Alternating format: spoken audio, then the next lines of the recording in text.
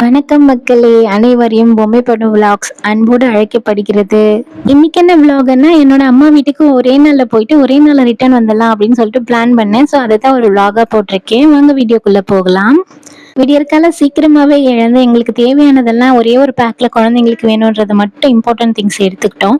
So அங்கேயும் சின்ன குட்டி லேட் பண்ணிட்டா கொஞ்சம். ஸோ அப்படியே பஸ்ஸை பிடிச்சி கிளம்பிட்டோம் பூந்தமல்லிக்கு வந்து.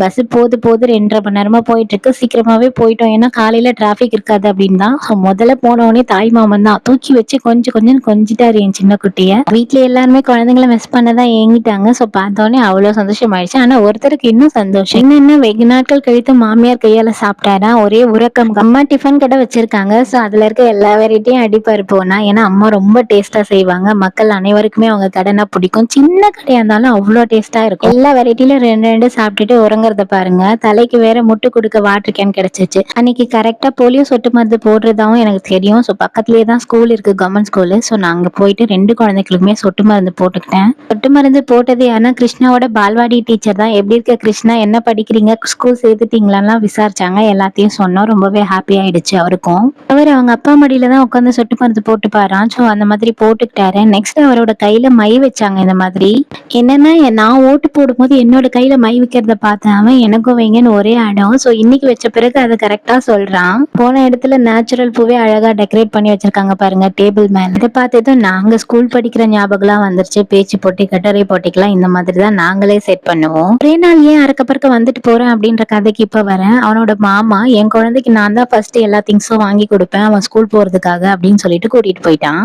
நான் ஆல்ரெடி பேக் எல்லாம் வாங்கிட்டேன்டா அப்படின்னு சொல்லியும் கேட்கல. சரி பரவாயில்ல, நான் வாங்கி கொடுக்கறதையும் வச்சுக்கோ அப்படின்னு சொல்லிட்டு கடைக்கு கூட்டிட்டு போயிட்டான். போன இடத்துல அக்காவுக்கு கொஞ்சம் ஸ்பான்சர் பண்ணுப்பா அப்படின்னு சொல்லிட்டு கெஞ்சி கேட்டு செருப்பு எடுக்கலான்னு பிளான் பண்ணிட்டேன். ஓகே சொல்லிட்டான். ஸோ அவனுக்கு ஷூ, பேக், எனக்கு ஒரு செருப்பு எல்லாத்தையும் வாங்கிக்கிட்டு மறுபடியும் அம்மாவோட கடைக்கே நாங்க ரிட்டர்ன் வந்துட்டோம். வந்த இடத்துல தான் தாத்தா வேலையெல்லாம் முடிச்சுட்டு வந்தாரு. பேரனை கொஞ்சிக்கிட்டு இருந்தாரு. கொஞ்ச நேரம் போதும், டைம் ஆயிடுச்சு, வீட்டுக்கு போலான்னு வீட்டுக்கு போயிட்டு ஒரு சின்னதா தூக்கத்தை போட்டு எழுந்தவொடனே அம்மா சமைச்சதெல்லாம் நல்லா சாப்பிட்டாச்சு. அண்ட் ரெடி ஆக வேண்டியதா. இப்ப கிளம்புனாதான் இருட்டுறதுக்குள்ள வீட்டுக்கு போயிட முடியும். ரொம்ப லேட் ஆயிடுச்சுன்னா குழந்தைங்கள தூக்கிட்டு போக கஷ்டமாயிடும்.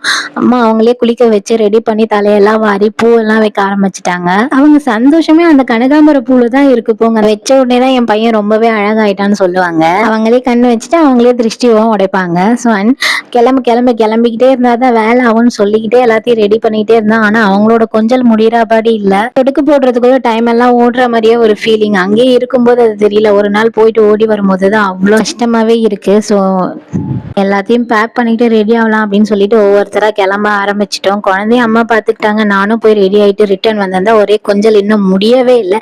கிளம்புங்க அப்படின்னு சொல்லிட்டே இருக்கேன். அப்படின்னு திரும்பி பார்த்தா 4 பேக் நிக்குது. காலகாலமா கொண்டு வரது என்னவோ ஒரு பேக், ரிட்டர்ன் போகும்போது 4 பேக் இருக்கே அப்படின்னு சொல்லிட்டு பார்த்தா எல்லாமே என்னோட அம்மா வேலை தான் இது. அப்பா தூக்கிட்டு வந்து எல்லாத்தையும் வச்சிருந்தாரு. பஸ் ஸ்டாண்டுக்கும் வந்துட்டோம். குழந்தைங்களும் சந்தோஷமா இருந்தாங்க, நாங்களும் சந்தோஷமா இருந்தோம். அவங்களுக்கு தான் முடியல பிரியறதுக்கு. வழியா சென்னை வந்து சேர்ந்துட்டேன். எல்லாத்தையும் ஒன்னொன்னா பிரிச்சு பார்க்க ஆரம்பிச்சுட்டேன். எனக்கு மாட்டுப்பால் மட்டும் கொடு, இந்த மாதிரி பேக்கெட் பால் கொடுக்கறத நிறுத்துன்னு சொன்னாங்க. அங்க பெருசா கிடைக்க மாட்டேன்னு, கிடைக்கும் போதெல்லாம் கொடுத்துட்டு தான் இருக்கேன். இது மிளகாத்தூள் வந்து கடை மிளகாத்தூள் எனக்கு நான் எப்பவோ போன்ல மிளகாத்தூள் காலி ஆயிடுச்சுன்னு சொன்னதை ஞாபகம் வச்சுட்டு இருந்து அரைச்சு கொடுத்தாங்க. அதுலதான் போட்டு குழம்பு வச்சாவே வேற டேஸ்ட்ல தான் இருக்கும். கடை மிளகாத்தூள் வேற டேஸ்ட் தான். அம்மாவோட பாசம் என்னைக்குமே மாறாது. பெரிய டப்பால பெருசா எடுத்து வச்சுட்டு சின்ன டப்பா யூஸ் பண்றதுக்கு ஏத்த மாதிரி கொஞ்சமா எடுத்து வச்சு பேக் பண்ணி மேல தூக்கி வச்சு, மிளகாத்தூள் மட்டுமா இன்னும் என்னென்னலாம் இருக்குன்னு கொஞ்சம் காட்டுறேன் பாருங்க நீங்களே.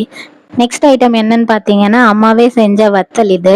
ஸோ அரிசி கஞ்சி வச்சு அவங்களே மாடியில் வத்தல் விட்டு அதை காய வச்சு எடுத்து இவ்வளவும் பேக் பண்ணி அதையுமே தான் கொடுத்து விட்டுருக்காங்க. ஸோ அதையும் ஒரு டப்பாவில் போட்டு காற்று போக்காத மாதிரி கவர்லேயே வச்சிருந்தேன் உள்ள. அதையும் மேலே வச்சு செட்டில் பண்ணியாச்சு. நெக்ஸ்ட் என்ன அப்படின்னு சொல்லிட்டு பார்த்தீங்கன்னா, சக்கரை ஒரு டப்பாலையும் வச்சு பேக் பண்ணிட்டேன். அண்ட் தென் நெக்ஸ்ட் என்ன அப்படின்னு சொல்லிட்டு பார்த்தீங்கன்னா, கோதுமை மாவு. ஸோ நிறையவே அரைச்சு கொடுத்துருந்தாங்க பாருங்க. என்னோட விரல் காட்டுறேன், அந்த அளவுக்கு அரைச்சு கொடுத்துருக்காங்க. அதையும் ஒரு பக்கெட்ல வச்சு மூடி போட்டு மேலே வச்சுட்டேன். இது டப்பாலே பத்தல, அந்த அளவுக்கு அரைச்சு கொடுத்துருக்காங்க. ஏன்னு கேட்டேன், இவ்வளவு கொடுத்துருக்கீங்களே அப்படின்னு சொல்லிட்டு. அடுத்து வந்து குளிர் நாள் மழை நாள் தான் வரும், சப்பாத்தி போடுறதுக்கு யூஸ் ஆகும். வச்சு மரத்துல இருந்து 2 முருங்காயும் விட்டு வைக்கலாம், அதையும் எடுத்து கொடுத்தாங்க. சாம்பார் வச்சுட்டு யூஸ் பண்ணிக்கோ. 4 பேக்ல இருந்தது பொருள் கிடையாது, அம்மா அப்பாவோட பாசம் தான் அப்படின்னு சொல்லிட்டு எல்லாருக்குமே தெரியும். இத்தனை பேரும் விட்டுட்டு வந்து உங்க கூட கொடுத்து நடத்துற பொண்ணை நீங்களும் நல்லபடியா பாத்துப்பீங்கன்னு நம்பிக்கை இருக்கு. ஃபீலிங்லேயே இருந்த எனக்கு 4 நாள் கழிச்சு மறுபடியும் அம்மா வீட்டுக்கு வந்திருந்தாங்க. சில பொருட்களை மறுபடியுமே கொண்டு வந்திருந்தாங்க. ரொம்பவே ஹாப்பி.